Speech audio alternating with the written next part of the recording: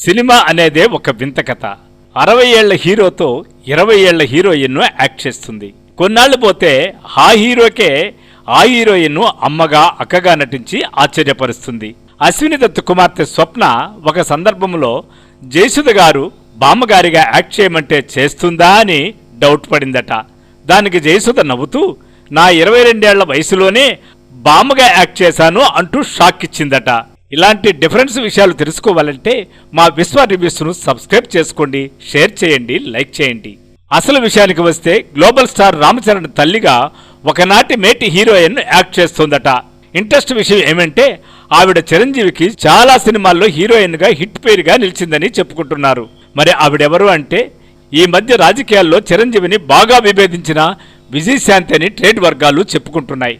మరో వండర్ ఏమంటే ఈ రామచరణ్ సినిమాలో హీరోయిన్గా ప్రముఖ హీరోయిన్ శ్రీదేవి కూతురు హీరో తల్లి పాత్రలో విజయశాంతి చేస్తూ ఉండడంతో ఈ సినిమాకు మంచి హైప్ వచ్చే అవకాశం ఉందనేది నో డౌట్.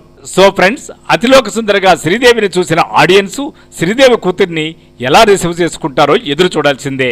ఫ్రెండ్స్, నా కథనం గాని నచ్చినట్లయితే నా విశ్వ రివ్యూ ఛానల్ని సబ్స్క్రైబ్ చేయండి, లైక్ చేయండి, షేర్ చేయండి. Thank you. విశ్వ రివ్యూస్ విశ్వనాథ్ రెడ్డి.